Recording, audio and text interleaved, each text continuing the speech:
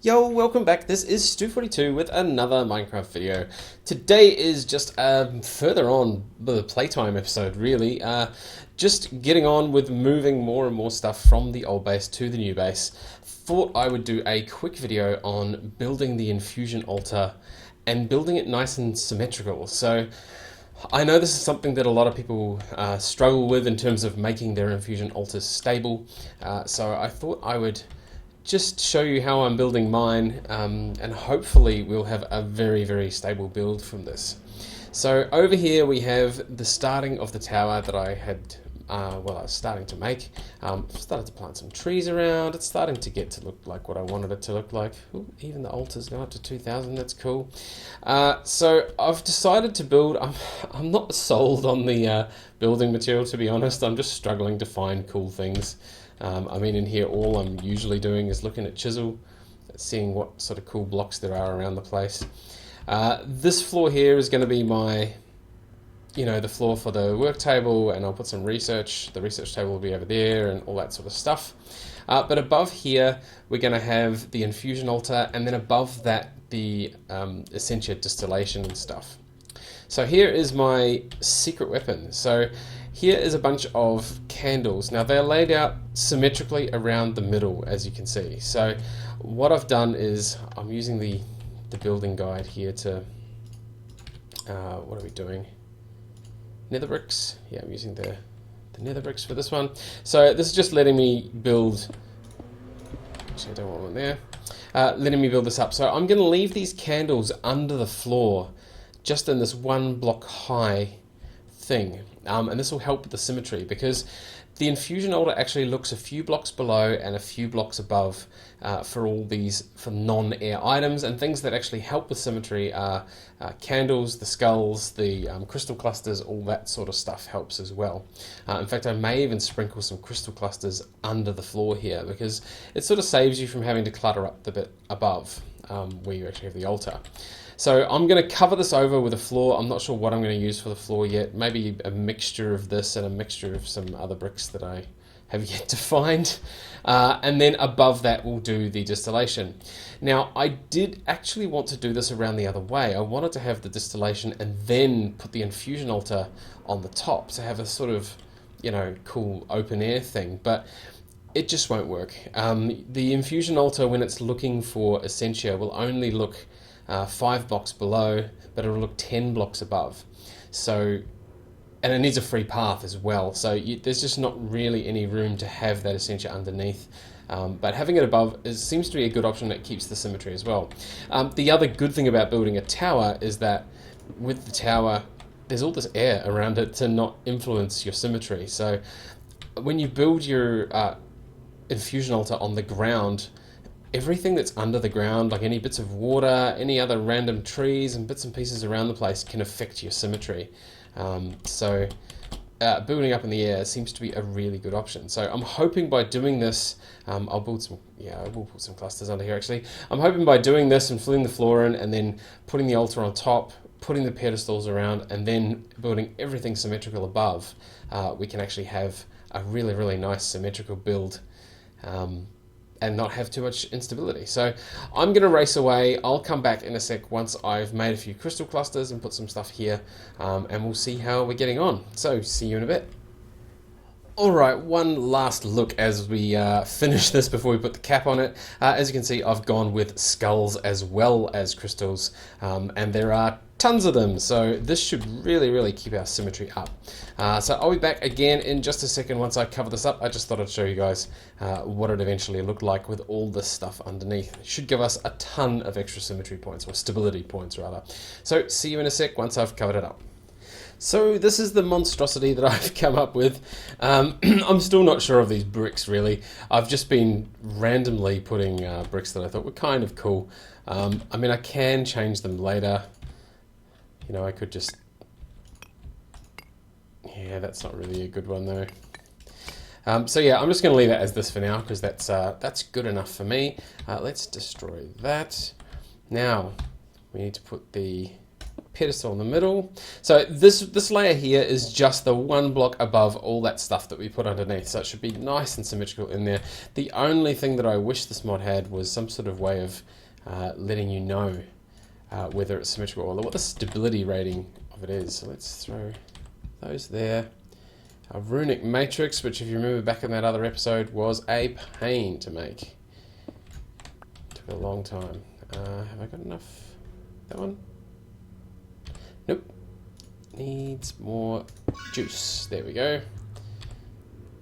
Cool. Yes, that took a little bit of juice. Awesome, and this one's, yeah, pretty flat. Got no Ignis, so I'm going to need to find some points to bring over. But that's cool. So that's pretty much what the floor is going to look like for the infusion altar. I'm going to step out. Now, these apparently can be put 9 blocks away. So 1, 2, 3, 4, 5, 6, 7, 8. So I'm going to go for there. And this is the way I normally lay stuff out. I'll go for the corners first, or sorry, for the 4 major axes. And then I kind of work my way around. But because we've got this pattern on the ground, it's actually pretty good. We can sort of go in from the corner there, in from the corner there. Maybe, now that's those two. Actually, let's come from the other side and see what happens. In from the corner there, and in from the corner there. Potentially we'll want to put another one in the middle there, but I'm not sure if I've got enough yet. But this is probably a good way of getting things laid out a bit evenly, or as evenly as we can anyway. I mean, I may end up changing this, actually. I've got left 3. Not enough. Alright. Oh, no, I've missed out on this side. 1, 2. I've got 1 spare. Alright, so that's... it's kind of circular. It's circular enough for it anyway. Symmetrical is really all we need to go for here. So, and I've got a few candles left over to light some stuff. So, next thing I'm going to do is I'm going to build on this and put some glass around here. I want to see if the Essentia will actually travel through glass. As you can see, I've got a few of the jars over from the other base. That's going to take me a little while to move that across. So I'm going to get these things. I'll put the platform in the middle the way we had last time, get the golem and everything sorted out. And I'll be back in just a moment once this last layer is done. And yeah, and then this tower is kind of complete for us to use. So see you back here in just a second. Ooh, the finished product. So we have all of our jars across. We have everything covered over with glass. Everything's set back up here. I've even put some torches and some... what's this? Nitro around the place. I've upgraded my golem to the Clay Golem as well, just because he can carry slightly more. He carries 8 instead of 4. Pretty easy to make the Clay Golem. Where are we? Golemancy. Yeah, so just hardened clay and some of the imbued slates, which, I mean, we've made plenty of those recently, so that's cool. Now, what I thought I might do to test this is... not here. Energistics. No. Oh, I had it up just before. Alchemy, no. Not there.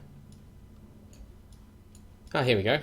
The Everfull Urn. Now, I use these quite a bit. They're a pretty cool source of water, so I thought I might just make another one of these as a test. I have enough of the mats. It is only minor instability, but sooner or later we are going to need to make something that's a major instability, so we can test all those candles and bits and pieces we put underneath. So let's just... I've got some of the bits and pieces that we need. So in here we're going to go for... so buckets of water. So the bucket of water at the top and down, say, I don't know, there maybe? Sure, as long as it's symmetrical, that's all we really care about. So one there, and then this one's got to be symmetrical with the buckets. So I'll make sure that those are there. Cool, so that is everything symmetrical. We need the flower pot in the middle. Yep, so bucket, those, the buckets there, let's just make sure. Yep, everything's cool, and we've got a bunch of stuff, which is good. So let's just grab our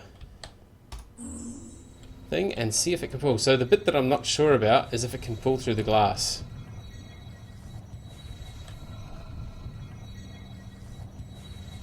Now that's not looking very hopeful. Or it's sucking into the middle somehow. No, it's still working.